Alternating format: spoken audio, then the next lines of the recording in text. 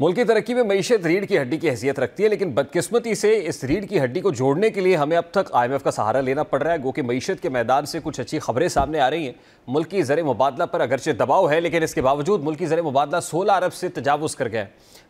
महंगाई में भी किसी हद तक कमी का दावा किया जा रहा है। हुकूमत बिजली के निर्खों में भी कमी करने जा रही है, लेकिन इसके बावजूद मईशत अभी उस तरह से ट्रैक पर नहीं आ सकी, पटड़ी पर नहीं है जिस तरह से उसको लाया जाना चाहिए। यानी मुल्क में माशी इस्तेहकाम ज़रूर है, लेकिन जो माशी तरक्की के लिए इक़दाम हैं वो नाकाफ़ी नज़र आ रहे हैं। हुकूमत अब तक पूरी तरह से जो इकोनॉमिक रिफॉर्म्स है उस एजेंडे को पूरा नहीं कर सकी, जैसा कि दूसरे शोबों में टैक्स के निज़ाम को नाफिज करने का काम पूरा नहीं हो सका। यही वजह कि FBR को रवा माली साल 2024-25 के पहले 8 माह के दौरान मजबूरी तौर पर 601 अरब रुपए की अबूरी रेवेन्यू शॉर्टफॉल का सामना करना पड़ा है। फिर इसी तरह इदारा शुमारियात पाकिस्तान ने लार्ज स्केल मैन्युफैक्चरिंग के क्वांटम इंडेक्स जारी किए, जिसमें जुलाई से जनवरी 2024-25 में गुज़श्ता साल के इसी अरसे के मुकाबले में 1.78% की मनफी नमो ज़ाहिर की गई है। यानी आदाद-ओ-शुमार ये बता रहे हैं कि लार्ज स्केल मैन्युफैक्चरिंग गिरावट का शिकार है। इसी तरह हुकूमत ने कुछ इदारों की निजकारी करना थी, जो अब तक वो करने में नाकाम रही है। अब तक PIA की निजकारी इल्तवा का शिकार है, और हुकूमत जिसको अपने अखराजात में कमी करना थी, ये अखराजात कम होने की बजाय 21% तक बढ़ चुके हैं। फिर इसी तरह हुकूमत को पावर सेक्टर में सर्कुलर डेट को कम करने का चैलेंज भी दरपेश है। यानी हुकूमत को माशी मैदान में कई महाजों का सामना है, और माहिरीन माशियात के नज़दीक ये जो इसी दबाव के पेश नज़र जो है वो माशी मैदान में कोई खातिर खा कामयाबी नहीं हासिल कर सकी गवर्नमेंट। फिर इसी तरह बेरोज़गारी भी सर उठा रही है। माहिरीन माशियात के मुताबिक मुल्क में बेरोज़गारी की बढ़ती शरह बड़ा मसला बन गई है। इक़्तिसादी माहिरीन कहते हैं कि बेरोज़गारी की बड़ी वजह कारोबार ना होना है, और इस वजह से मुल्क में बेरोज़गारी की शरह 22% तक पहुँच गई है। फिर इसी तरह गुरबत की शरह 44% तक पहुँच चुकी है, और जो 5 साल पहले 32% थी। यानी गुरबत और बेरोज़गारी भी हुकूमत के लिए एक संगीन चैलेंज बन रहा है। फिर इसी तरह बरामदात जो मईशत की रगों में खून तस्वुर होती हैं, उसको बढ़ाने के लिए भी हुकूमत को संजीदगी से गौर करना होगा। लेकिन जो इकनॉमिक एक्सपर्ट्स हैं उनके नज़दीक हुकूमत ने एक्सपोर्ट्स पर और एक्सपोर्टर्स पर ज़्यादा टैक्स नाफिज किया है, जिसकी वजह से एक्सपोर्टर्स को भी मुश्किलात उठाना पड़ रही हैं। टेक्सटाइल एक्सपोर्ट्स कई माह की कम तरीन सतह पर आई हैं। पाकिस्तान की टेक्सटाइल सनत बहरानी सूरत हाल का शिकार है। टेक्सटाइल फैक्ट्रीज बंद होने से माह फरवरी में टेक्सटाइल एक्सपोर्ट्स में करोड़ों डॉलर्स की कमी हो जाने का इंकशाफ भी हुआ है। 2024 के बाद फरवरी 2025 में टेक्सटाइल एक्सपोर्ट्स कम तरीन सतह पर आई हैं, और अगर पाकिस्तान अगले 5 सालों तक अपनी एक्सपोर्ट 60 अरब तक बढ़ाने में कामयाब होता है तो पाकिस्तान IMF की जंजीरों से हमेशा के लिए आज़ाद हो सकता है। बहरहाल माशी तरक्की के इक़दाम सुस्त होने की वजह से IMF या भी अपनाए हुए, लेकिन वज़ीर ख़जाना अब भी ये उम्मीद जाहिर कर रहे हैं कि कामयाबी कोई बड़ी कामयाबी कोई बड़ी रुकावट जो है इस कामयाबी में वो हायल नहीं है, और मुज़ाकरात जल्द मुकम्मल हो जाएंगे। पाकिस्तान को IMF की जानिब से जल्द खुशखबरी भी मिलेगी, लेकिन अवाम और मईशत के लिए असल खुशखबरी तब होगी जब पाकिस्तान अपने माशी इक़दामात की वजह से खुद कफ़ील होगा और मुल्क की मईशत में IMF की मुदाखलत बंद होगी। हारून शरीफ साहब माहिर इक़्तिसादी अमूर इस वक्त हमारे साथ मौजूद हैं। अस्सलाम वालेकुम हारून साहब, बहुत बहुत शुक्रिया आपके वक्त के लिए। सर, इस वक्त जो इकोनॉमिक पिक्चर है हमने किसी हद तक वो पेंट करने की कोशिश की है, लेकिन जो हुकूमत है वो ये दावा करती है कि महंगाई सिंगल डिजिट में आ गई, मामलात बहुत बेहतर हो गए हैं, we are quite on track. आपको लगता है कि इस वक्त हुकूमत इकोनॉमिक ट्रैक पे ला सकी है इस ट्रेन को? जी, हुकूमत की जो अपनी मुश्किलात थी कैश फ्लो की, वो एक्सटर्नल पेमेंट्स के लिए वो काफ़ी हद तक 6-8 माह के लिए बेहतर हो गई है। उनके ऊपर प्रेशर कम आ गया है।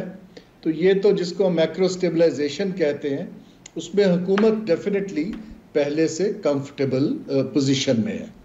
हाँ, जो इन्फ्लेशन कम हुई है उसके साथ फिर शरह सूद जो है आपका वो भी गिरा है।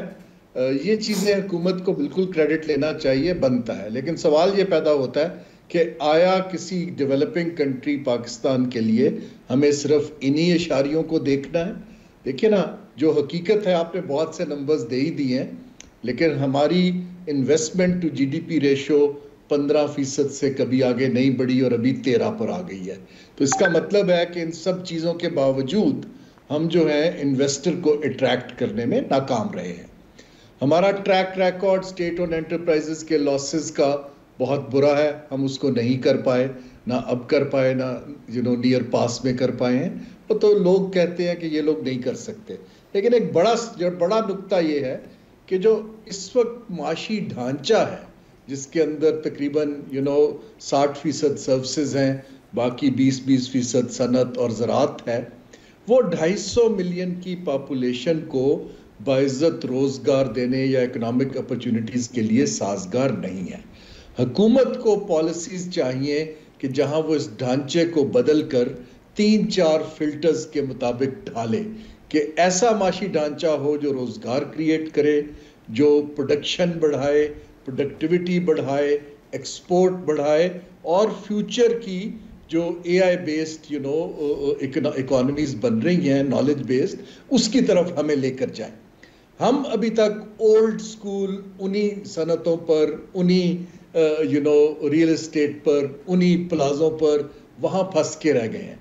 ये जो कहना मैं बहुत सालों से देख रहा हूं कि जिस स्टेबलाइजेशन आएगी तो ग्रोथ की तरफ देखेंगे, सियासी हुकूमतों के पास इतना टाइम नहीं होता। ये इन पैरेलल आपको पॉलिसी शिफ्ट्स करनी पड़ती हैं, जिसको लोग स्ट्रक्चरल रिफॉर्म कहते हैं। वहां पर अनफॉर्चुनेटली हुकूमत कुछ नहीं दिखा। हारून साहब, मेजरली हुकूमत अब भी टैक्स रेवेन्यूज पे रिलाई कर रही है, और फिर हमें सामना टैक्स शॉर्टफॉल का करना पड़ता है, टैक्स रेवेन्यू शॉर्टफॉल FBR उठाना पड़ता है। लेकिन जो दो इंपॉर्टेंट सेक्टर्स है, वो FDIs का हो, फॉरेन डायरेक्ट इन्वेस्टमेंट हो, या फिर एक्सपोर्ट्स का हो, आपको, मतलब मैं नंबर्स की बात क्या करूं, कोई हौसला अफजा तो नहीं है, लेकिन आपको डायरेक्शन क्या लगती है कि हम फॉरेन डायरेक्ट इन्वेस्टमेंट लें? क्योंकि दावे तो किए जाते रहे कि फ़लाँ मुल्क से फ़लाँ विजिट कर गया, फ़लाँ वफ्द आ गया, MOUs हो गए।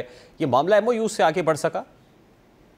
जी, ये मामला MOU से ना आगे बढ़ सका, ना ये बढ़ सकेगा, और उसकी बड़ी क्लियर वजूहात है। देखिए, इस वक्त दुनिया जो है वो प्राइवेट सेक्टर और मार्केट्स के थ्रू ग्रो करती है।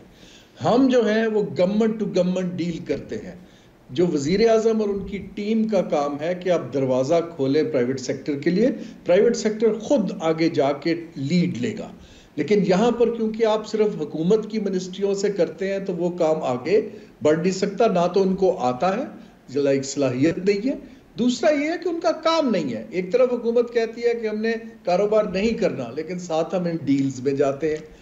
दूसरी बात, जो भी बाहर से आना चाहता है यहाँ पर, उसको पहला तो श्योरिटी चाहिए कि उसका पैसा महफूज है। दूसरा, उसको चाहिए कि लोकल इन्वेस्टर इन्वेस्ट कर रहे हैं या नहीं कर रहे हैं। ये जो हमारा ऑब्सेशन है फॉरेन डायरेक्ट इन्वेस्टमेंट का, जब तक लोकल इन्वेस्टर का एतमाद नहीं आएगा और वो जॉइंट वेंचर्स के लिए तैयार नहीं होगा, लोग यहाँ पर नहीं आएंगे। फिर वो एग्जिट मांगते हैं। उनको पता है कि मैक्रो इकोनॉमिक में डॉलर्स की कमी है। वो कहते हैं जी हमारा जो है प्रॉफिट कैसे बाहर जाएगा, कल को अगर हमने एग्जिट करना है इस मुल्क से तो आया हम कर पाएंगे।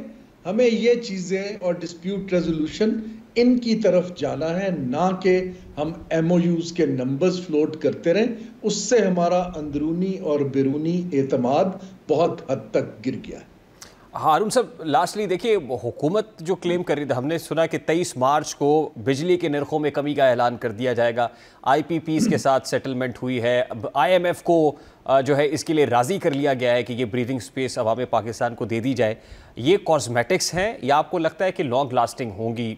कम अज़ कम इस पे आवाम को सुख का सांस इसलिए लेना चाहिए कि अब उस डायरेक्शन में बढ़ गए कि जहाँ पे आवाम के लिए सुख होगा या आवाम के लिए कुछ ऐसी खुशखबरियाँ होंगी?